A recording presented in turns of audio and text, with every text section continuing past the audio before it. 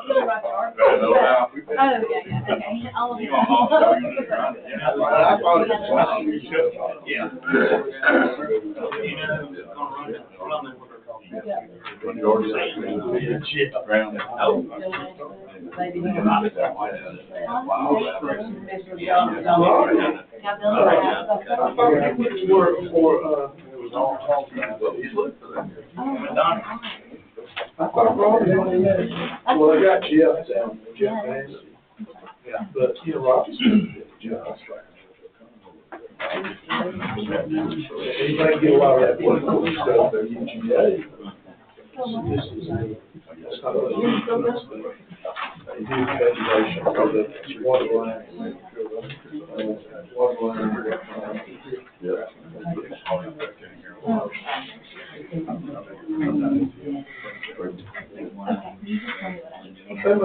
So they may do well with that work stuff, because that's all right, we don't need part of that. The margins, you know, they do say you can make 3% off of it.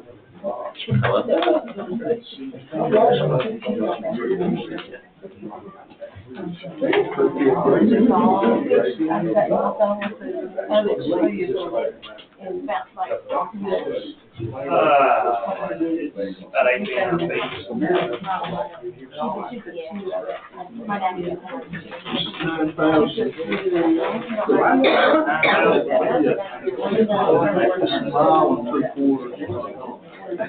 Go down about a third of the way. Oh, 1.8. I said, what I said? I said 1,800. I meant 1.8. Yeah. But it's a straight run down the easy road. Nothing in the way, very almost like it's about 5 driveways.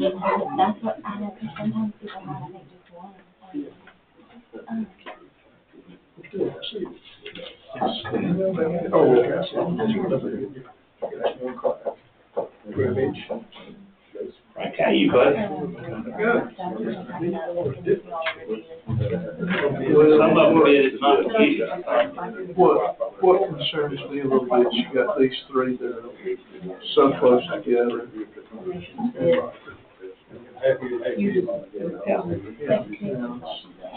Well, look where they're coming from, too. That one was decent, but it's all in rock market.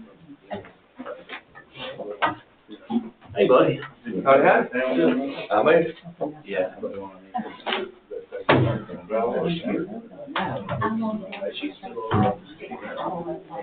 We heard the two wheels swallowed when you turned.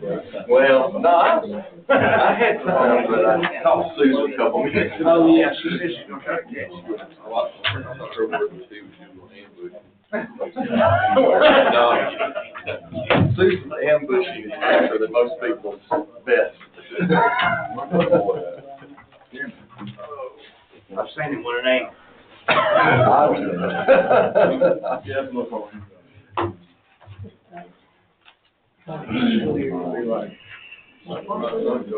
Doing any bus rapping? Do you like it? She was, way too high. Sometimes she just wants to walk. Yeah, well. identify with that. Some of us, we try to be nice, past the point of our nature, and then it's close. Ain't everyone good at that?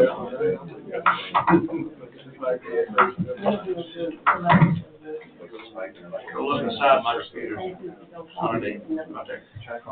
10 a.m. Clonidine. This one come into work Friday. It's all happy, and I just found out Thursday night that the Commerce Tobacco Store sold $1 million winning lottery ticket. I thought she wanted the way she was giggling when she got here. She wouldn't bother to come in, she wouldn't. She told me that big sign and stuff. Smart, you keep everything normal, or you have it all protected from the people who want it. You just might as well don't ever tell anybody, because there's gonna be somebody still gonna come to see. Well, the thing of it is, I wanna protect Christina from the rest of our kin people. You know them. Yeah, I know mine. All right, we're gonna get started. All right, I'd like to welcome everybody to the Madison County Board of Commissioners Agenda Setting Work Session, September 8th, 2025 at 6 p.m. We now come to order, and I'm going to start off with the chairman's report. So I have very little report because we just met the other day. I would like to let the public know, I think the Board of Commissioners knows that we are going after a seed grant through Northeast Georgia Regional Commission, NEGRC. We have had a couple of meetings now to discuss that seed grant. Looks like there's about 6 counties that's going to be looked at during that seed grant. And what that seed grant is for water feasibility, not necessarily water feasibility, a potential regional water authority made up of Elbert, Hart, Franklin, Madison, Banks, and potentially Jackson. There's a board now set up today. They had a meeting and trying to just set the parameters as to what all the counties is looking for and what the future looks like for the next 20 years. I was unable to get in touch with Eva at Regional Commission this afternoon to get her thoughts on it, but we do have another meeting tomorrow, but that's coming together rather nicely at this point. So that's about where I'm going to wrap up the chairman's report, because we have a long list tonight. So I'm going to go next to business involving guest groups, multiple visitors, and we're going to start off with a proclamation recognizing Constitution Week for the Daughters of the American Revolution. Elijah Clark Chapter, Belinda Savage, Regent, and Jane Reese. So let me read this out loud right now, so y'all can come on up to the podium. Constitution Week, September 17th through the 23rd. Whereas the Constitution of the United States of America stands as the supreme law of our nation and timeless blueprint for freedom, justice, and democracy.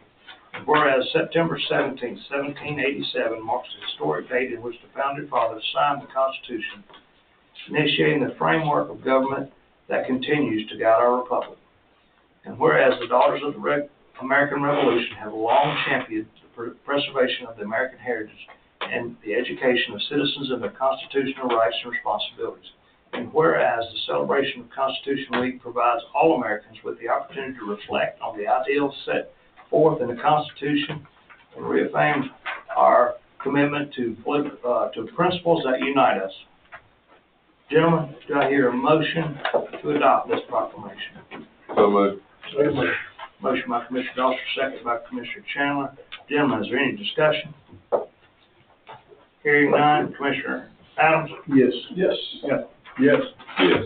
Now, therefore, it is hereby proclaimed this week, September 17th through September 23rd, as Constitution Week in Madison County, Georgia. So resolved by the Madison County Board of Commissioners on the 8th day of September, 2025. Young ladies, come forward. Y'all want to step on up? We'll get a picture made with you.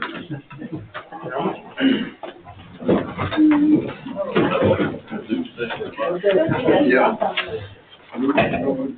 How's that? That's right. Oh, you're fine. You're good. You'll get one. You'll get one with them first. Oh, yeah. We'll let you get one with them first, and then we'll get Important people first. Yeah, there you go. Okay, now y'all. Okay. Thank you. We know which one of these two pictures is going on the wall, don't we?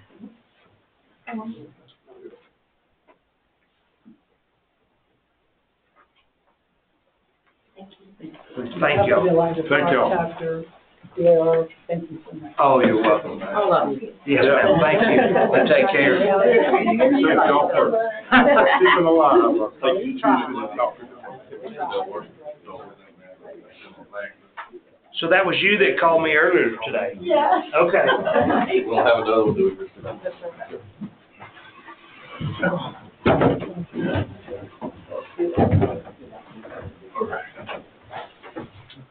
Now, don't run off. We got about an hour of fun stuff. Enjoy. Thank you. Thank you. All right, public hearing, and actions on zoning matters. Mr. Canova, Scott. Good afternoon.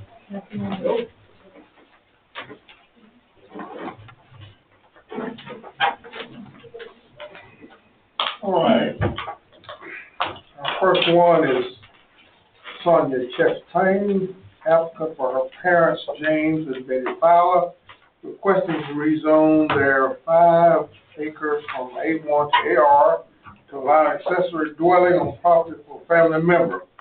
Property is located at 1212 Palmtown Road in Bowman on map 90, parcel 006B, District 4. Public hearing was held.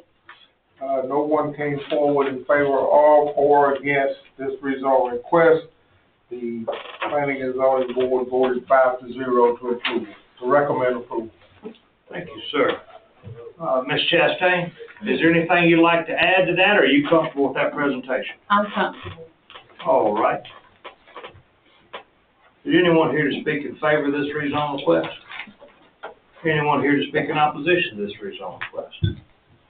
Hearing none, we'll close the floor, bring it back before the board. Gentlemen, I will entertain a motion. I'll make a motion that we approve this request. I have a motion by Commissioner Kirk. Do I have a second? Second by Commissioner Adams. Any other discussion, gentlemen? Hearing none, Commissioner Chandler. Yes. Yes. Yes. Yes. Yes. All right, you're good to go, young lady. Thank you. Number 2, Linda McClellan and Stephen Harris are requesting to rezone their 11.94 acres from A2 to AR to allow the property to be split into 5.8 acres and 6.14 acre tract for home sites. Property is located on 0 Lim Edwards Road in Cobbett, map 46, parcel 114, District 5. Public hearing was held. No one came forward in favor or in opposition to the board. The Planning and Zoning Board voted 5-0 to recommend approval.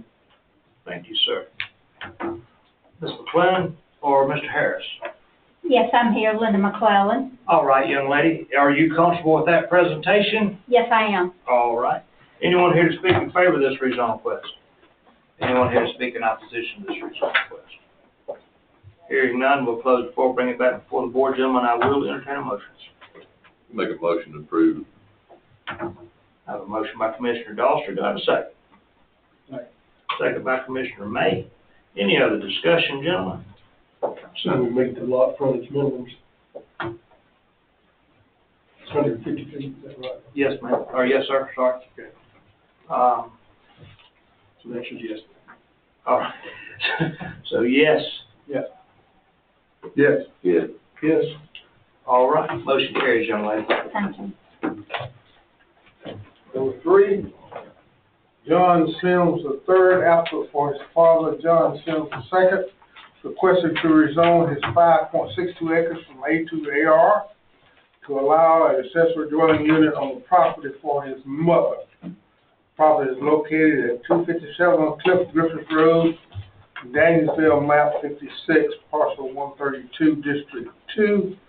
Public hearing was held. No one came forward in for or in opposition to this rezone request. The P and Z voted 5-0 to recommend approval. All right, thank you. John Sims III, are you comfortable with that, sir? I'm comfortable with that, and I'll answer any questions if you have them. All right, thank you. Is anyone here to speak in favor of this rezone request? Anyone here to speak in opposition to this rezone request? Hearing none, we'll close the floor, bring it back before the board. Gentlemen, will I entertain a motion? Mr. Chairman, I move this rezone request be approved as presented. I have a motion by Commissioner Chandler. Do I have a second? Second. Second by Commissioner Kirk. Any other discussion, gentlemen? Hearing none, Commissioner May. Yes. Yes. Yes. Might I add, we had John Sims III, John Sims II, and John Sims I was a fine fellow. He was. Thank you. All right. Item number 4, Terry Haynes, applicant for Florence Haynes Estate, is requesting to rezone a 4-acre portion of the 59.06 acre property from A1 to AR to split, sold to family members to sell an estate. And the remaining 55.06 acres will stay in the A1 zone as a whole tract. The property is located at 7431 Nowhere Road in Hull on map 17, parcel 109, District 1. For the public hearing, no one came for or against this particular rezone request. Therefore, the planning and zoning voted 5-0 to recommend approval. Thank you, sir. Mr. Haynes, are you comfortable with that presentation, sir? Yes, sir, I am. All right. Anyone here to speak in favor of this rezone request? Anyone here to speak in opposition to this rezone request? Hearing none, we'll close the floor, bring it back before the board. Gentlemen, I'll entertain a motion. I'll make a motion that this rezone request be approved as stated. I have a motion by Commissioner Adams. Do we have a second? Second. Second by Commissioner Chandler. Any discussion, gentlemen? Hearing none. Commissioner Kirk. Yes. Yes. Yes. Yes. Yep. Quick enough, guys. Thank you. Motion carries. Thank you. Thank you. Number 5, David and Jennifer Swales are requesting to rezone their 13.25 acres from A1 to A2 to allow accessory dwelling unit on their property for caretaker. The property is located at 225 Van Manley Road in Danielsville, map 49, parcel 54, District 4. Public hearing was held. No one came forward or against this particular rezone request. Planning and zoning board voted 5-0 to recommend approval. Thank you, sir. Mr. Swells, are you comfortable with that presentation? All right. Anyone here to speak in favor of this rezone request? Anyone here to speak in opposition to this rezone request? Hearing none, we'll close the floor and bring it back before the board. Gentlemen, entertain a motion. I make a motion that we approve. Motion by Commissioner Kirk, second by Commissioner May. Any discussion, gentlemen? Hearing none, Commissioner Dawson. Yes. Yes. Yes. Yes. Yes. Motion carries, sir. All right, number 6, Frederick and Carol Leonard and Paula Joyner are requesting to rezone a 6.757 acre portion of their 16.96 acres from A2 to AR to allow it to be split out for a home site, and the remaining 10.201 acres will stay in the A2 zone. The property is located at 400 Highway 174 in Danielsville, map 38, parcel 9, District 2. Public hearing was held. No one came forward for or in opposition to. The planning and zoning voted 5-0 to recommend approval. Thank you, sir. Mr. Leonard, Ms. Joyner. All right, they don't have to be here. That's fine. That's correct. Anyone here to speak in opposition to this rezone request? Anyone here to speak in favor of this rezone request? Hearing none, we'll close the floor, bring it back before the board. Gentlemen, I will entertain a motion. Mr. Chairman, I move this rezone request be approved as presented. Motion by Commissioner Chandler, second by Commissioner Adams. Any discussion, gentlemen? Just one question, and I think it's a big issue, but typically they show where the dividing line is gonna be, but it's approximate, we can get that in this one, I think there's a division. I have it on the back, but I don't see it on the front page. There's a survey in there. Thank you, John, that's okay. All right. No other discussion, gentlemen? Commissioner Adams? Yes. Yes. Yes. Yes. Yeah. Thank you, sir. All right, number 7, Lance Wade, applicant for Martha Woodard, is requesting to rezone 14-acre portion of her 558.2 acres from A1 to A2 to be split and sold with an existing home, and the remaining 44.20 acres will stay in the A1 zone to be retained. The property is located at 3956 Highway 98 East in Coma, on map 58, parcel 53, district 2.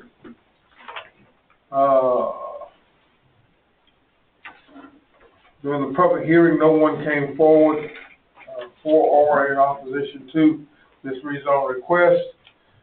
The planning and zoning board voted 5-0 to recommend approval. Thank you, sir. Mr. Wade, Yes, sir. anything you'd like to add to that, sir, or are you comfortable with that I'll tell you presentation? that, yes, sir. All right. Anyone here to speak in favor of this rezone request? Anyone here to speak in opposition to this rezone request? Hearing none, we'll close the floor, bring it back before the board. Gentlemen, I will entertain a motion. Chairman, I'll move this regional request be approved as presented. Motion by Commissioner Chandler, second by Commissioner Kirk. Any discussion, gentlemen? All right, Commissioner Chandler? Yes. Yeah. Yes. Yes. Yes. Motion carries, sir. Thank you. Oh, you're welcome. All right. We're at number 8. Matt Hardaway is requested to rezone 15.94 acres from A2 to allow it to be split into 2 equal tracts containing approximately 7.97 acres each for a home site. The property is located at 8411 Wildcat Bridge Road in Danielsville, map 78, parcel 028-05 in District 4. No one came forward in favor of this rezone request.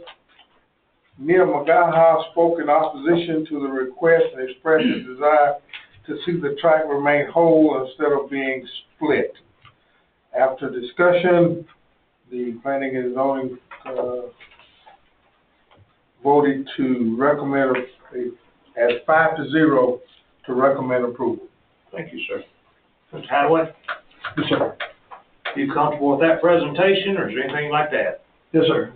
I'm comfortable with that. All right. Anyone here to speak in favor of this rezone request? Anyone here to speak in opposition to this rezone request? Hearing none, we'll close the floor, bring it back before the board. Gentlemen, I entertain a motion. I make a motion that we approve. Motion by Commissioner Kirk, Second. second by Commissioner Adams. Any discussion, gentlemen? Hearing none, Commissioner May. Yeah. Yes. Yes. Yes. Yes. Motion carries. All right, number 9, Braxton Legg, applicant, owner of 4G Farm LLC, is requesting to rezone a 17-acre portion of his 113.44 acres from A1 to A2 to split and retain in the remaining 96.44 acres with an existing home, and 6 active poultry houses will stay in the A1 zone to be sold. The property is located at 4450 Pioli Road in Coma, map 0104, parcel 25-01 in District 4. No one came forward for or in opposition to this rezone request. The P&Z board voted 5-0 to recommend approval. Thank you, sir. Mr. Legg, you comfortable with that presentation? Yes, sir. All right. Anyone here to speak in favor of this rezone request? Anyone here to speak in opposition to this rezone request? Hearing none, we'll close the floor, bring it back before the board. Gentlemen, I will entertain a motion. I make a motion to approve. I have a motion by Commissioner Kirk, Second. second by Commissioner May. Any discussion, gentlemen? Hearing none, Commissioner Kirk. Yes. Yes. Yes. Yes. Yes. Motion carries, sir. All right, number 10. Eric Hammond is requesting to rezone his 12.4 acres from A1 to AR to allow a 4-acre split with an existing home to gift his sister. He will retain the remaining 8.4 acres for a home site for himself. The property is located at 2480 Palmtown Road in Bowman on map 91, parcel 39 in District 4. During the public hearing, no one came forward for or in opposition to this rezone request. The P&Z board voted 5-0 to recommend approval. Thank you, sir. Mr. Hammond? Yes, sir. You comfortable with that presentation, sir, or anything like that? I'm comfortable with it. All right, thank you. Anyone here to speak in favor of this rezone request? Anyone here to speak in opposition to this rezone request? Hearing none, we'll close the floor, bring it back before the Board of Commissioners. Gentlemen, I entertain a motion. Make a motion to approve. Motion by Commissioner Kirk, So, second by Commissioner Adams. Any discussion, gentlemen? Mr. Scott, what was the discussion, or was there any discussion about ease of access on this one? To the best of my knowledge, there was, but I think that all the questions were answered and all of the members were satisfied with the answer. Any other questions, gentlemen? Hearing none, Commissioner Doster. Yes. Yes. Yes. Yeah. Motion carries, sir. Okay.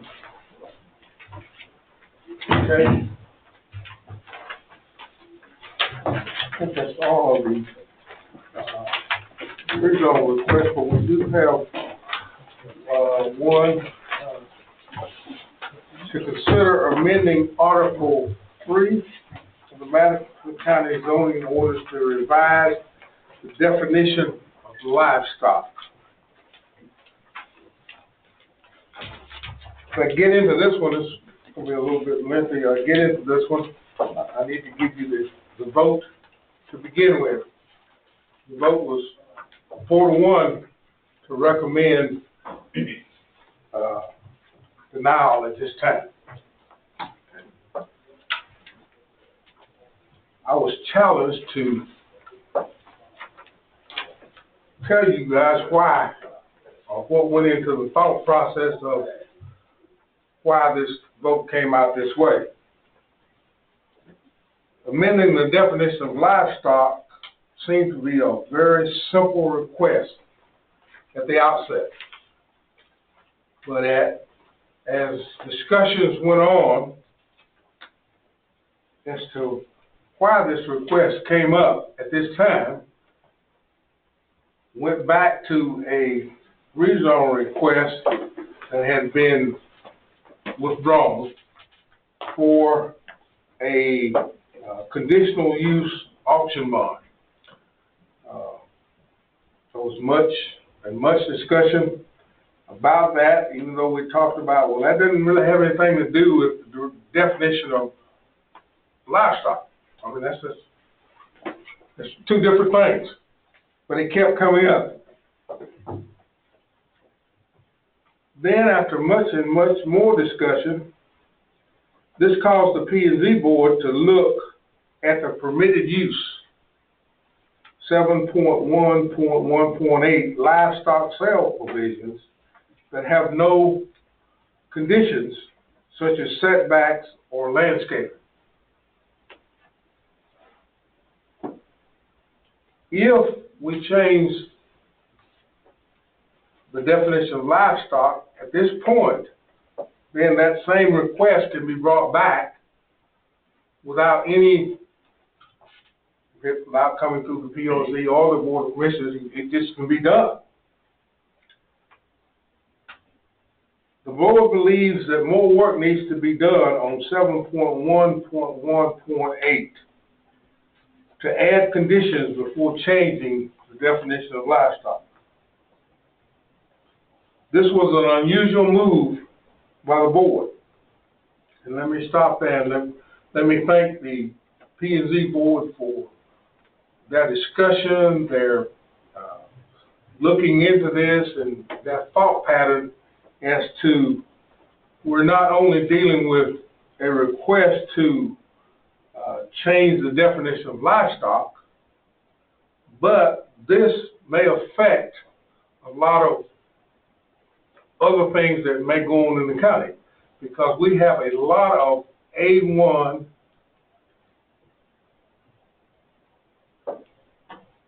properties that are not 25 acres. We have a lot of properties that are legally non-conforming, and they may be very close to other properties that may affect them. This was an unusual move by the board, but we felt that a large part of our job was to protect the rights of property owners to enjoy, owners to the enjoyment of the use of their property, and the right of adjacent owners and the general public not to be unreasonably harmed by specific land use. Therefore, the Planning and Zoning Board voted to recommend to the Board of Commissioners that this be delayed, or this be brought back at a later date. What we look at adding conditions to 7.1.1.8. And I'll be glad to answer any specific questions that you may have. I mean, if you understand what I've brought before you.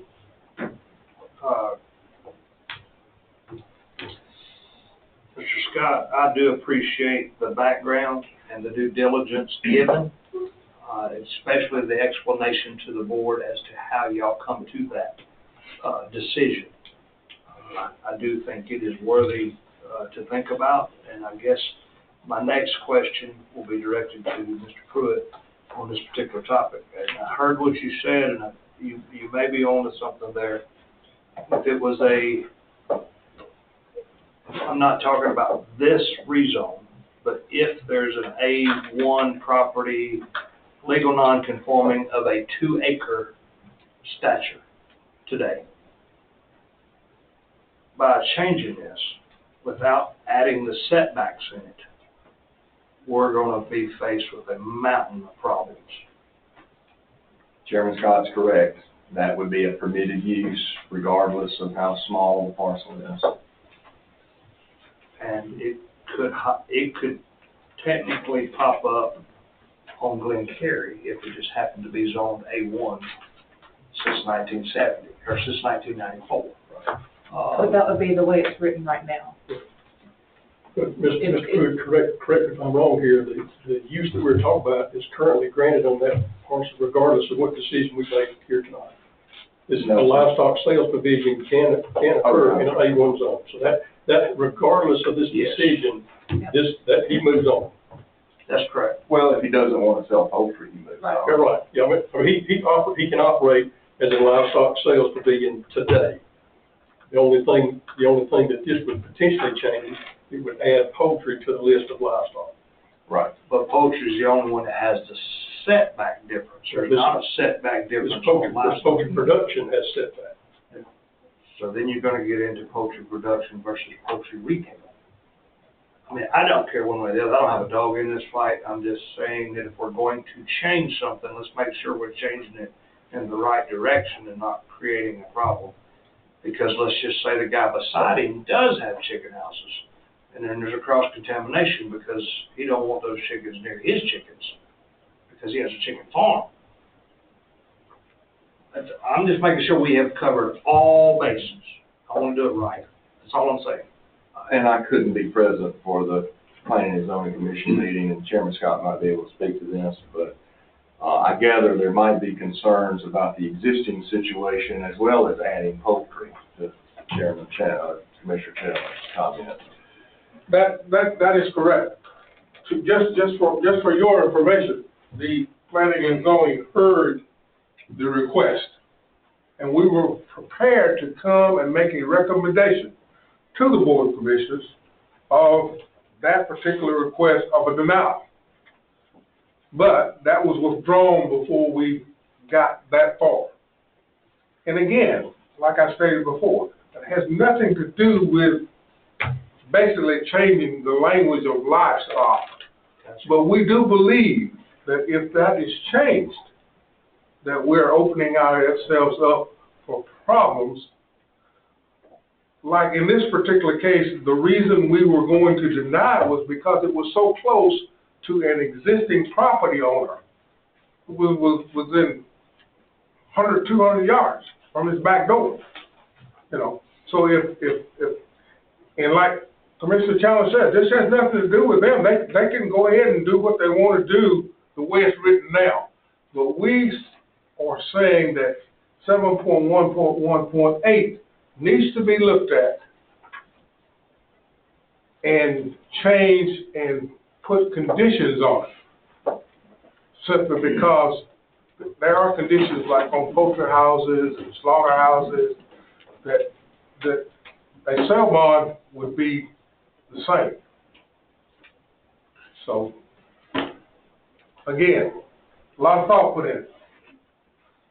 You have the ordinance in front of you. Are there setbacks on auction barns? So there's two different topics here. The original request was for conditional use for an auction barn, and the one thing that separates that from a livestock sales pavilion is auction barn. You can sell anything. You can have an automobile auction, except for automobile auctions. Except for automobiles. That's the only condition that's in there under conditional use, that you can't sell automobiles. But in the category of auction barns, with the exception of automobiles, anything can be sold there. Anything, that's correct. So auction barns are conditional in A1 and A2 and permitted in B and industrial. So my question specifically to the concerns of Canola is, are there setback requirements for auction barns? No, there are days of the week and times of the day restrictions, but not setbacks. That's all. That's all that's in there. Time restriction.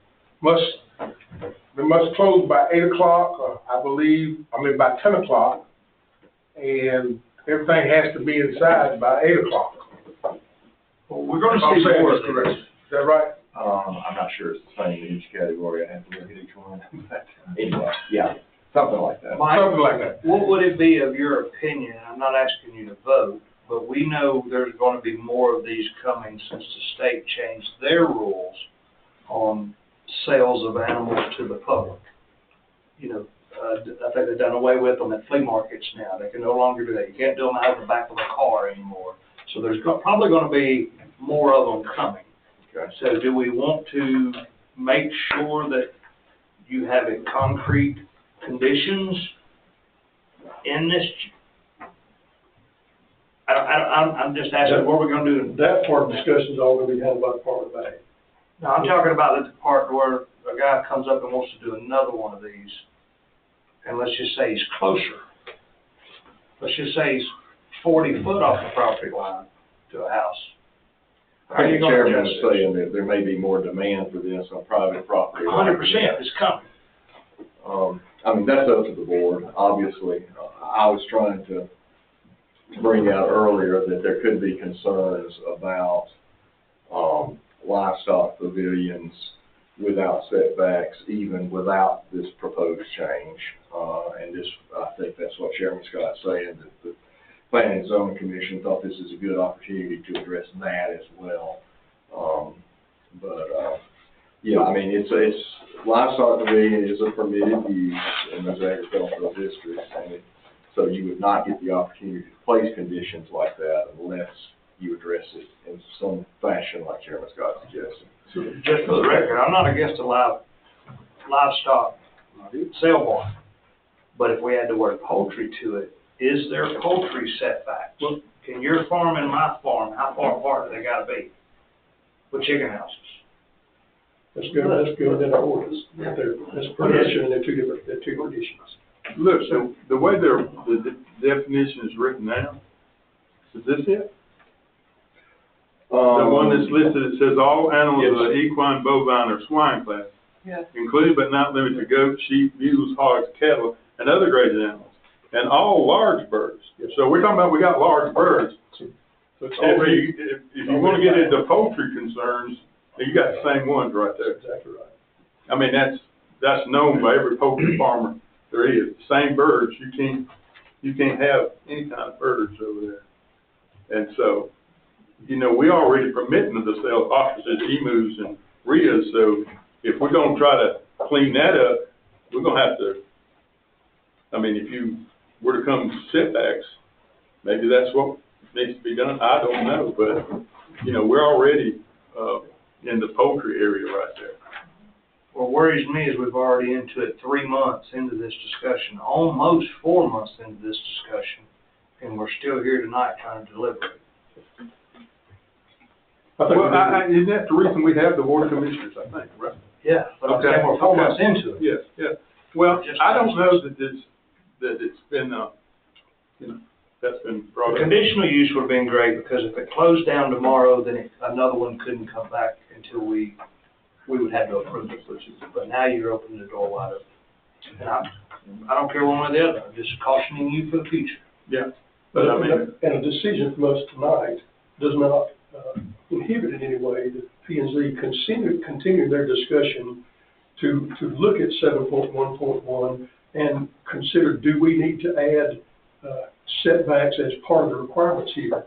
It would not alter the one that is already before us, because obviously they're moving forward, or they're already in process. But anything after that point, you certainly could consider any amendment be made addressing setbacks would affect anyone following that. Mike, do you have any legal advice before we vote? No, sir. Just you have to do the public hearing. Thank you, Christina. Yeah, procedurally, so I guess you can go forward with the public hearing and the vote tonight, or the board, if you want to re-advertise the public hearing, and do this after some more work on those issues that have been discussed, they could vote to postpone right now, and then have the public hearing and vote later. To the 29th. I don't think you'll make it. Yeah, because you have to appear at least 14 days before the public hearing. So. Has advertising already been Yes. completed for Yes. this proposed definition change? Yes, legally, Yes. on the vote tonight, yes. Are we still in some discussion in? Yeah. But what we're doing by adding poultry specifically to this is only bringing our ordinance in compliance with what the state verbiage is on that. Isn't that not correct? It's copying the definition from 4.1.1, as I recall. Which is, in the content section of the code, discuss, or with the statutes on disease, if I recall correctly. I don't know if livestock is defined differently in different places for different purposes, but that's how it's defined in that part for that purpose. But in regards to the concern of the ordinance that Mr. Scott brought, which I understand may need some work. The question or the discussion of who, what, when, where of those kind of definitions, it would just seem appropriate. Let's just say if you got goats versus camels, I mean that's bigger animal. You might need more safety space. You might need, I'm not talking about disease or whatnot. I know that's a concern. I'm not saying it's not. I'm just the actual area that you need. So that in itself could be a pretty heavy endeavor of, you know, it just doesn't seem to be a one size will fit all, I guess is what I'm trying to say.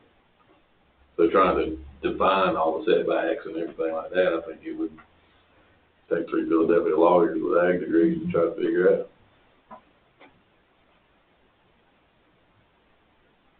I don't know what the setbacks currently are. I know, Commissioner Chandler said that they were already defined. Do you want to copy those over? Is that a consideration? I think it would come up production. That's a different animal. Yeah, overproduction. I'm still trying to figure out how it's a different animal. I'm going to disagree. Y'all got to educate me one of the two, because if I've got birds for sale and you've got chicken houses and my birds get a disease and it goes into your chicken houses, are you not going to come back at me saying that I caused your disease because we didn't meet setbacks? Is that what we're talking about, 2 different birds? We're talking about 2 different owners. The poultry are really regulated on how close birds can be, free range versus house raised. Am I correct or am I wrong? Please help me, because I don't know, I'm asking. Georgia Department of Ag gets into bird health heavily. That's a lot of what they do. Individual integrators have requirements for specific owners. If I'm contracting, and each contract is different, I'm a contract producer, then I am not allowed to have other fowl on my property. But none of those can govern what happens on the next property. What happens across that property line cannot be governed. If an integrator sees that there's a potential problem with poultry too close to the houses they're contracting for, then they can say, look, we're not going to contract here anymore because I fear that concern. But that's what happens on the adjacent property owner is not something that you can influence there. Okay. Well, that was the education part I needed. Yeah, and the poultry integrator might take extra precautions if they feel like that there's a great opportunity for the disease to come in there. They may put up gates and spray down every vehicle going in and spray everything and make the owner there put up fences and all those kind of things to be the grower. So. Well, I know there's no poultry houses around this rezone request. Again, I'm speaking for the next guy. Yeah. That may want to put it in there. We probably do need to look at those conditions at some point, because they're going to, you're right. But thank you for that, because I didn't know. I was reading the question. All right, gentlemen, I'll entertain a motion. We'll need a public hearing. All right. Come on. We just gotta ask. Yeah. Open the floor for discussion. For public comment. Public comment, yeah, discussion. Hearing none, we'll close the public hearing and bring it back before the board. Mr. Chairman, I move we alter the definition of livestock in our ordinance to currently to read as it is stated here: cattle, swine, equine, poultry, sheep, goats, non-traditional livestock, and ruminants. All right, motion by Commissioner Chandler, do we have a second? And that would replace the current definition. All right. Motion by Commissioner Chandler, do we have a second? Second by Commissioner App. All right, any other discussion, Joe? Hearing none. I think it's on you, Mr. Kirk, I'm sorry, I can't remember. Yes. Yes. Yes. Yes. No. All right, thank you, sir. Please make a note that we will look back and on that, see if those other conditions may need to be looked at by CPO or somebody. Or P&Z. Or P&Z. Well, your concerns are, and I agree with the chairman, we appreciate the diligence. And if setbacks need to be considered for livestock sales pavilions, then please come to us with recommendations. Let me say this, in regards to this whole process, I did take the opportunity to look at the CPL, what's on the table at this time, and it's not addressed in there either. So. Okay, so just as you will know, as your P&Z chairperson, I will be putting this on the table to bring back to you all as a recommendation. That's very good. We appreciate it. Thank you. I think it was really good y'all had that much discussion. I mean, y'all are really thinking it through, and I guess this is what this was tonight, was not to be argumentative. I just wanted to make sure that we were all on the same page, and I think we've showed that. So, good job. Old business, discuss the intergovernmental agreement for multiple court services between Madison County, Georgia, and the city of Carlton. So items number 5 and 6 go hand in hand. Yes. I know there's been a lot of conversation between Mr. Pruitt, Mr. Pritchett, and Judge Patton. I think everyone is on a consensus now on the municipal court services has to be renewed every term for a magistrate judge to be able to step in and hold this court citation specifically for animal control. So Mr. Pruitt has updated both contracts, Judge Patton has reviewed both contracts, and everyone is good with those. Just combining 5 and 6 together as a topic for the agreement for number 6, we added a $5,000 payment for each city that requires this service, with the ability that every year we will reevaluate that fee and adjust it up or down. We understand that when you have a department that issues citations, permits, whatever, your department isn't supposed to make more money than to operate that department. So these fees specifically will go to doubling our current facility and size to house more animals. And I believe staff has went out there and looked, and they've met with a few people, and they got a game plan on what to expand, how to expand, and the cost to expand, and that's what this fee should cover. So this is just for discussion. As we will follow up, if the board's good with both of these, we'll follow up with the city of Carlton, and then bring it back before you September 29th for consideration.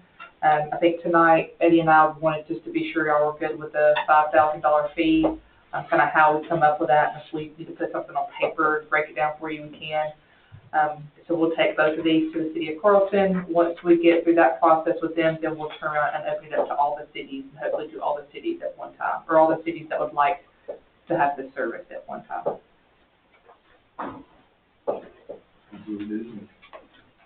Eddie, do you have anything you'd like to add?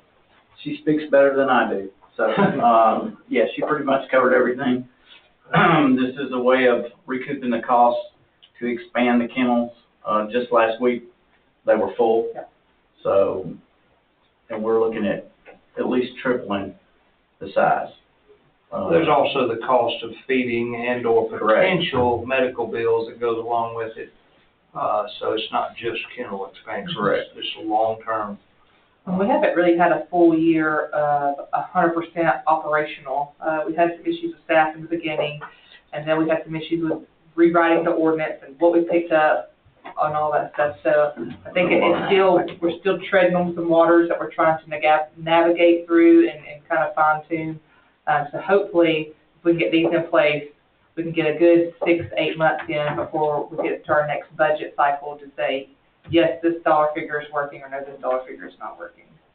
I know the last time Mr. Pritchett came before us, he discussed a complaint-driven type of process, and according to Mr. Pruitt, you cannot do that.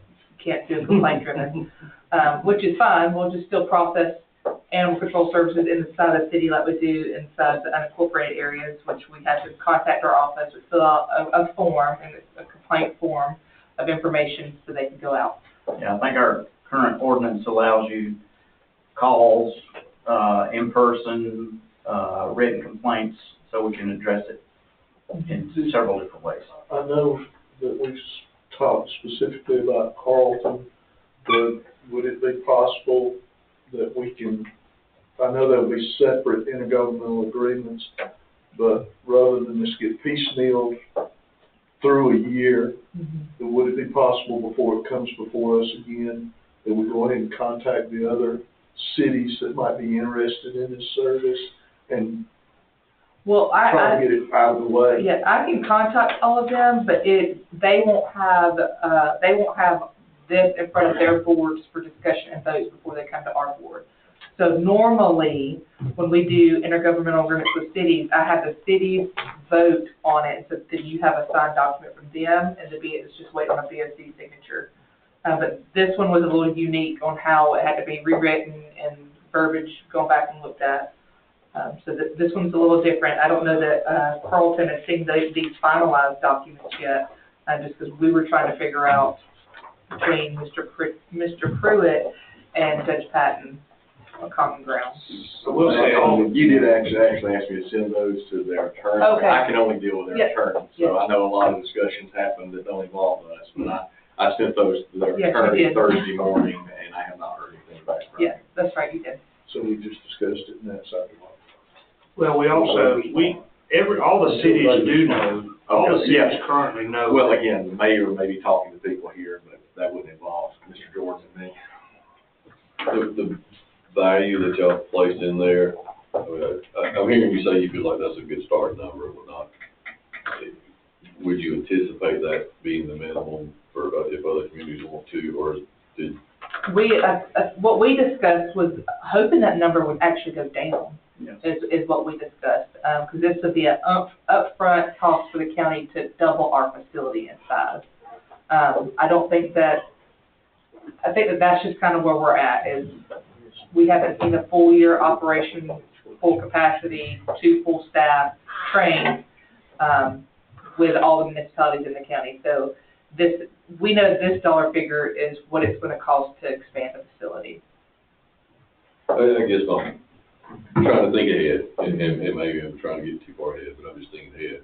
You know, if we strike this deal, so to speak, with Carlton, and somebody comes, Al comes back and says, we're half the size, or we'll have less people.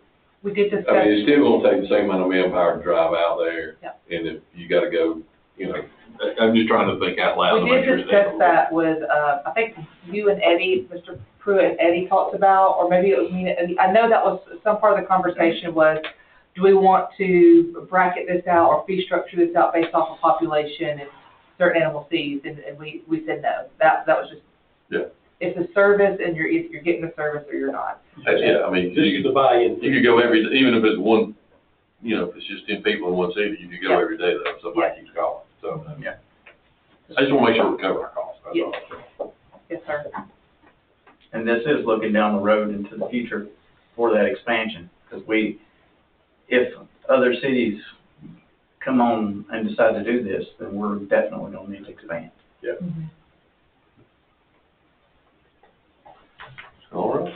So we're talking about $5,000 one time per city. Yeah, and that's Each year. the start off year, per year. This will be, we'll do a fee Renewable each year. So that's what's written in that IGA is that, and Eddie, you may know more than I do, that the fee, we revise the fee each year, so if it's Correct. gonna go down or go up. Correct. And I We'll think evaluate it from the previous year and see where we were at, what the actual numbers felt. And did y'all put a date or a timeline that you notify the cities of the cost if they want to renew their contract? No, that we did not. I don't know if that was covered No, in the this contract or one's not. I think just- it was just done on the date of sign when it was adopted. So neither one. I didn't change this part. And it can be changed, but as it reads now, this is simply in effect, for 50 years unless sooner terminated. It doesn't have an automatic termination at the end of each year with an automatic renewal, which you certainly can do, but you're not required to do it when it's an intergovernmental agreement as opposed to an agreement with a private party. All righty. If you think of anything, please reach out to Mr. Pritchett and let him know. Moving on, Sorry, my brain is working slow. So this is written to where it is a one-time payment. Yeah, talking about the administration and enforcement, not the Yes. court one, but Yes, animal sir. control, right. Yes, sir. Yeah, if you'll look in, Article 4, term on Yes. page 2. Yes, sir. Okay. So, Eddie, are we wanting, I think that's what we had talked about, was it being a fee each year. Correct. And that fee could fluctuate. I'm just using this number that we have now as a starting point. Okay. most likely to go down in future years. So So you want to change that to, terminate at the end, or, I guess terminate with an automatic renewal at the end of each year? With a 90-day clause, notice to opt out. Gotcha. Thank you. And then, could you add in there that fee could change? I don't know if you have to put parameters on it, if that's doing a certain percentage, or we have to notify them within 90 days. Well, normally how that would work, so you would have, each party would have the 60 days or 90 days, which way you want to use. Okay, So if somebody wants to change the fee, that's when you'll do it. that's when you do it. Okay, Exactly. okay. Is the board good with that, on how to move forward? That's what you'll get back at the end of September? All right, item number 7 has been postponed, the 2026 budget and budget resolution. Can I ask a question about this previous, it doesn't matter to how we proceed. What prevents the people in the cities, or they are citizens of the county, what prevents them from demanding access to this service already?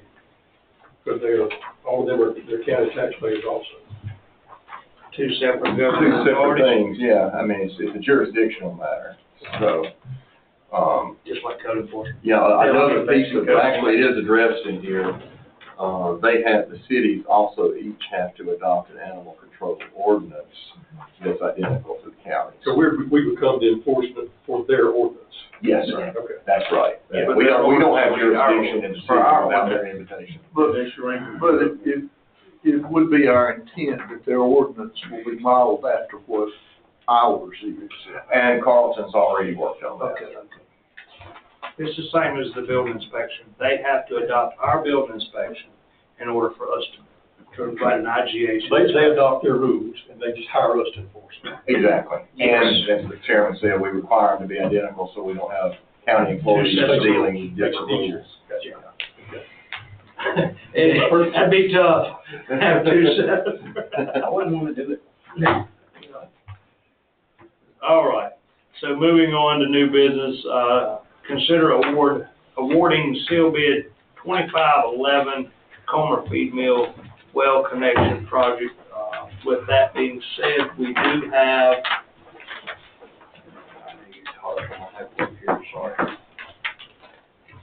we do have a recommendation from our engineer of record.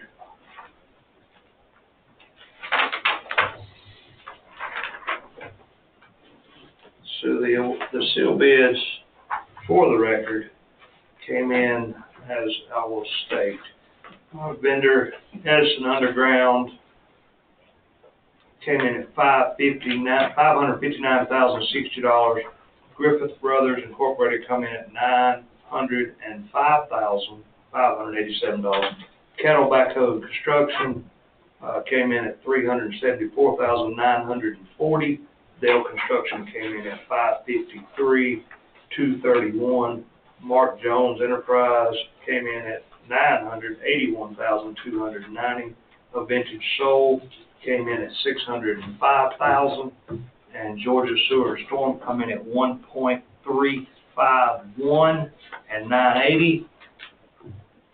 Omishba Construction came in at $1.187669, and that's just for the record, which it was open. All records was videoed on the day of opening also. So, with that being said, gentlemen, in your packet, you'll find the email. I sent it out earlier today, but just in case, the recommendation is for Kettle Construction, by the engineer of record, Mr. John Phillips. We're doing 8 and 9 together then, correct? Yes, We can. sure, we'll do 8 and 9 together. Consider approving a contract with the award company for the company.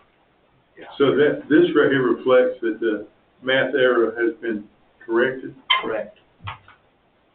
on this, the sheet we have in front of us. I hope. Of course, it concerns me, somebody that Yes, sir. puts in a bid of these amount and they can't get the math right. What else can they get wrong? And they're all five, Who is 2,000, it? a little less than 2,000. At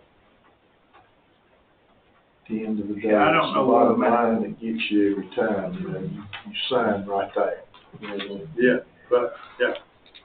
And if you make a math error, in the world I live in, I think Derek would agree with me on this, if you make a math error, you're given the opportunity to withdraw your bid. You're not given the opportunity to adjust your bid to make up for your math errors, because after the bid opening, that. Well, Well, that's what, yeah, and I'm not John- concerned about changing it. What I'm saying is that somebody that'll submit a bid to a county, and it's got an obvious math error on it, like, how well, that doesn't speak really well to the quality of work, but maybe there's other factors that I don't understand.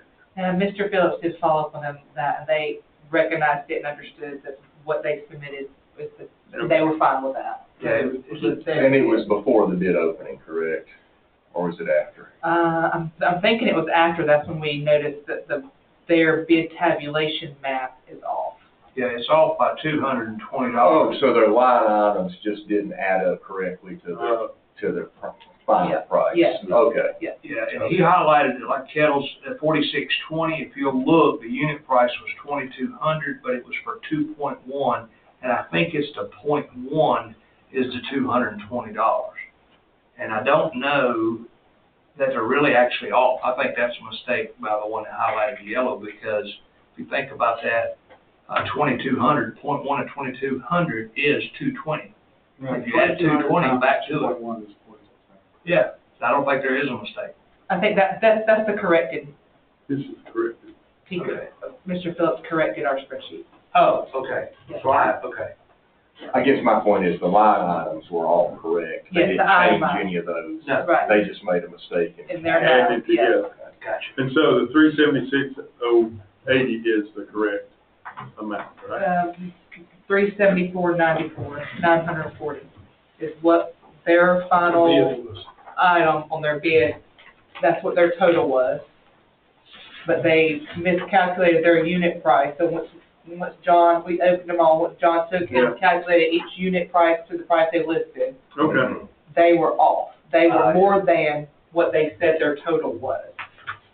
Right. So we are going with a 374,940. Yes, This is the that's the number number that we would be have to voted go. on if the board chooses to award Yeah. kettle.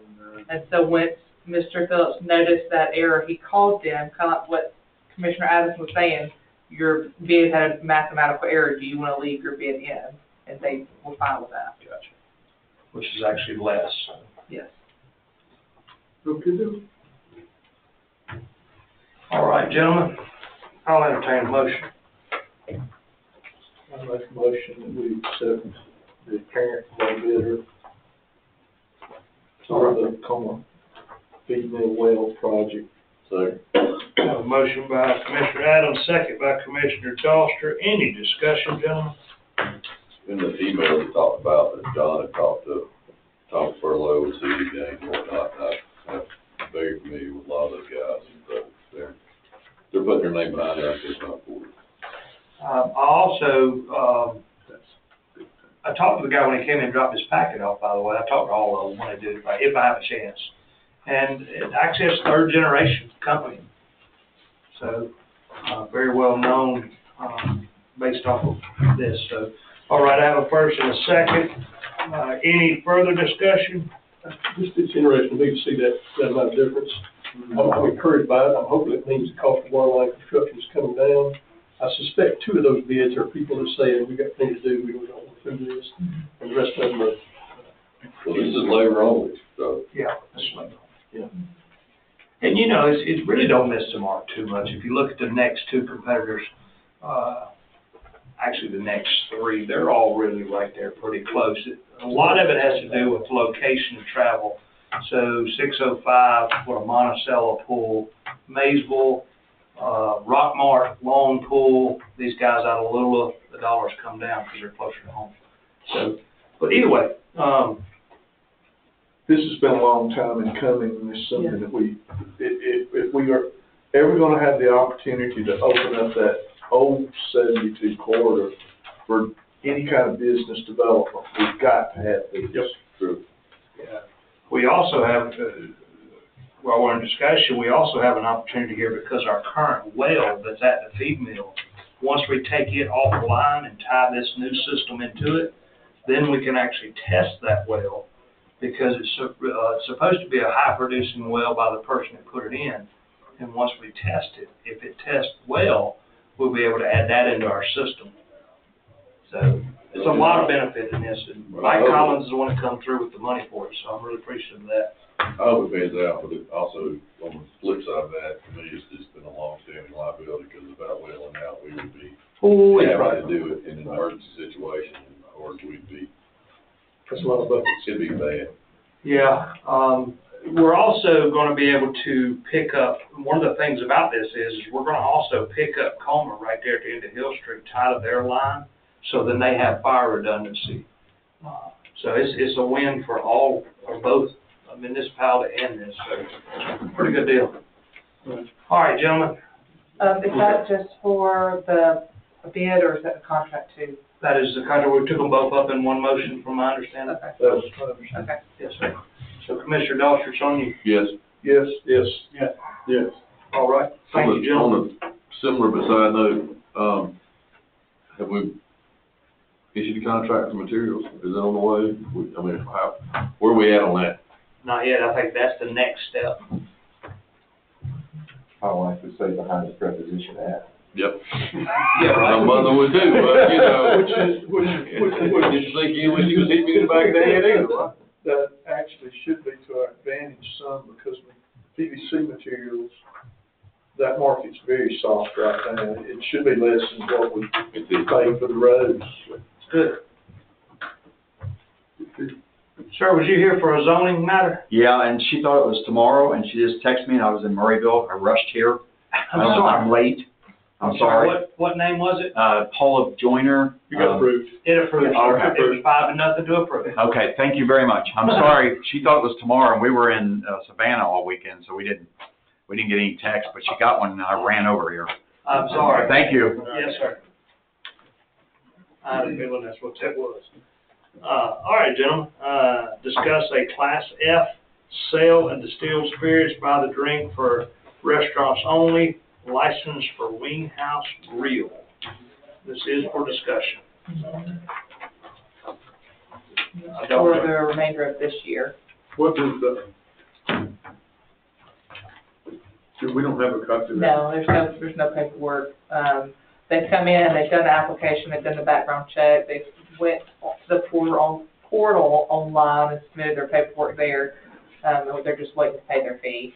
So I think right now we're in the advertisement period. They have to advertise and post at the restaurant. So this was just one of those that you always see it for discussion before you do a consideration. And we're just taking those legal steps today. Preliminary measure. No, yep, they do have beer and wine. Yeah. Just as part of this discussion, how do we monitor the sales of distilled? This might be the only one that's outside of city limits. And, anyway, Athens, Clark County, I use them as an example because we deal with them. They had a guy that literally his job was to audit the bars, make sure they got their tax dollars accordingly from that. And, you know, By state law, it's also set up to where you have to sell a certain percentage of food along with the distilled spirits. No, I don't think so. 30% food sales for I distilled know spirits. some counties have that. I think that's local ordinance. I think that's local. Yeah, because if you do not, then you would open yourself up for a retail distilled spirits location. That's the reason I think our ordinance or something. Yes, this can be done locally, but it's not state required. Okay, so I meant ours, not states. Yeah, our ordinance is to be a 30% food sales. All right, urgent matters. Gentlemen, have something. Yes. This is, honestly, we've had this done for several weeks now and completely forgot about it, just to be honest. This has been me and Mike and Matt Haley at Commerce, and I appreciate his patience. His attorney, I can't remember his name right off the top of my head, I thank him too. John Stell, John my Stell. first boss. Oh, really? Yeah. All right. There's nothing in this agreement that we don't already do currently, just to be honest, for our sale agreements. The only thing in this one that's a little more unique than any of the rest of them was a tiered system. Some of ours don't have a tier, some of them do have a tier. So, Mike, is there anything you'd like to add to that? But I think Commerce was voting on this also tonight. I think it was the way their timeframe was. I think this is next Monday. Okay. Because he texted me coming into the meeting. He said, how's it going on the contract? And I said, it'll be about 30 minutes. And sorry, Matt, if you're watching, I'm a little late on that 30 minutes part, buddy. But that's the reason I put it under urgent matters. We're just trying to get it behind us. I think Mike can correct me if I'm wrong. We've been about 12, 14 years without a contract with it. It's been a long It took, time, yeah. They never could get it done, and me and Matt got together almost a year ago. It really started before the Seymour project up there. We wanted to wait to get all that done, and then once it was completed, we was going to use that time while during construction to get this written. But Mike and him has done a really good job, and so has the City of Commerce, and we're really appreciative for the contract. So, with that being said, gentlemen, I'll entertain a motion. I make a motion to approve of the purchase sale agreement. Motion by Commissioner Doster, do I have a second? Second by Commissioner Adams. Any discussion, gentlemen? Hearing none, Commissioner Adams. Yes. Yeah. Yes. Man, guys, that's almost historical, even though it's just a small water agreement, but Mike, I appreciate it, man. I know I put you through the ringer on this one, change this, change that, go back and put that in. No, it's fine. I mean, you're exactly right. I mean, Commerce is good to deal with. I mean, John Stell is a good friend. He's an excellent lawyer. It was a good process. Matt has really turned that program around up there, and he's got a really good board that helped him. So, yes, I'm very proud of them. Executive session. I got one other urgent matter, if you'll bear Okay. with me just for Oh, yeah, 30 sure. seconds till I find the road name. I'm happy to after Commissioner Foster. I'm sorry. Smithonia Culvert Road, Yep. when you're leaving the county, quarter mile away from the county line, right where it dips and gets right there at Kenny Ryder. Yeah, the bridge down there at the bottom. Yeah, back up a quarter mile. We have some road signs that are covered up by trees. Oh, okay. And Mr. Nation's property right there just keeps consistently getting hit with unfriendly drivers. And so about 2 or 3 times a year, it means it gets taken So is out. this on the culvert side of the bridge? Yeah, if you're leaving Culver going to Oglethorpe County, Okay. you know, you pass the lady that has a sale Vegetable. thing, you know. Oh, yeah. If you just drive that road and look for like We'll find it. signs, you'll notice some of them just need, I mean, they're new signs, we just need to trim the vegetation out of the way. We're not trying. No worries. Got you covered. I put this on here today. I got thinking about it, the Chamber of Commerce agreement, so we Oh, yes. currently have an agreement with them. I went to the IDA meeting a couple weeks ago, to follow for them on the BOC's wishes. They understood. I think they've got an agreement finalized. I think they're just waiting on their next meeting to vote on that, which will be this month, September. So in our agreement that we're operating under now, that we have a 90-day written notice to terminate without cause. It goes into other details. So I wanted to, I know, Mike, you reviewed this contract. I hadn't asked you to review this specifically. I know we talked a little bit about it at the last meeting, number 6 and then number 7. Does the board, I guess the board needs to formally vote to terminate the contract for a 90-day notice?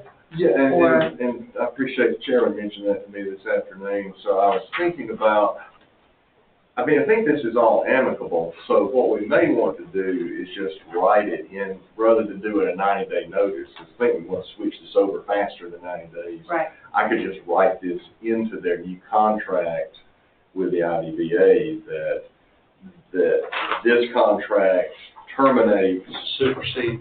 yeah, and the new one supersedes it, Okay. exactly. Yeah. Okay. Good idea. So, I just didn't want to leave something laying out there that we needed to do. while she was in a meeting, she texted me to remind you. That's how we do things around here. Well, thank you both of you.